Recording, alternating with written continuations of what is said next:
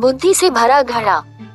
एक बार किसी बात पर अकबर बीरबल से नाराज हो गए और उन्होंने बीरबल को राज्य छोड़कर कहीं दूर चले जाने का आदेश दे दिया। बीरबल ने अकबर के आदेश का पालन किया और राज्य छोड़कर चले गए। कुछ समय बीतने के बाद अकबर को बीरबल की याद आने लगी।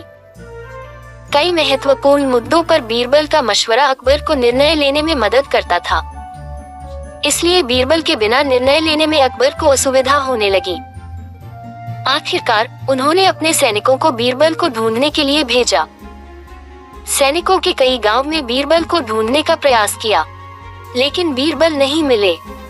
कई जगहों पर पूछताछ करने के बाद भी बीरबल का पता ठिकाना नहीं मिल सका और अकबर के पास सैनिक बैरंग लौट आए।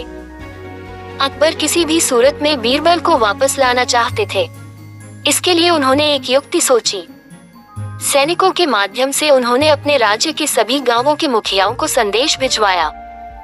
संदेश इस प्रकार था: 1 माह के भीतर एक घड़े बुद्धि भरकर उस घड़े के साथ दरबार में उपस्थित हो। ऐसा न कर पाने की स्थिति में बुद्धि की जगह घड़े में हीरे जवाहरात भरकर देना होगा। अकबर का ये संदेश सैनिकों द्वारा गांव-गांव में प्रसारित किया गया। एक गांव में बीरबल भेष बदलकर एक किसान के खेत पर काम किया करते थे। जब उस गांव ने मुखिया को अकबर का ये संदेश मिला तो वो चिंतित हो उठा। उसने गांव के लोगों की सभा बुलाई। बीरबल भी उस सभा में उपस्थित हुआ। गांव के मुखिया ने अकबर का संदेश गांव वालों को दिया तो सभी सोच में पड़ गए।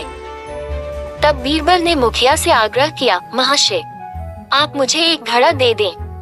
मैं उसे इन महीने के अंत तक उसे बुद्धि से भर दूंगा। मुखिया के पास और कोई चारा नहीं था। उसने एक घड़ा बीरबल को दे दिया। बीरबल वह घड़ा लेकर किसान के उस खेत पर चला गया जहां वह काम किया करता था। वहां उसने कद्दू उगाए थे। उनमें से ही एक छोटे से कद्दू को उठाकर उसने घड़े में डाल दिया। कद्दू अब भी अपनी बेल से लगा हुआ था। बीरबल उस कद्दू को नियमित रूप से खाद पानी देने लगा और उसकी अच्छी तरह से देखभाल करने लगा, जिससे धीरे धीरे कद्दू बढ़ने लगा। कुछ दिनों बाद कद्दू का आकार इतना बड़ा हो गया कि उसे घड़े से बाहर निकाल पाना असंभव था। कुछ और दिन बीतने के बाद जब कद्दू का आकार घड़े के आकार जितना बड़ा हो गया, तब बीरबल ने उसे उसकी बेल से काटकर अलग किया। घड़े का मुंह कपड़े से ढकने के बाद वह गांव के मुखिया के पास पहुंचा और वह घड़ा उसे देते हुए बोला, ये घड़ा बादशाह अकबर को दे देना और उनसे कहना कि इसमें बुद्धि भरी हुई है। उसे बिना काटे और इस घड़े को बिना फोड़े उसे निकाल लीजिए।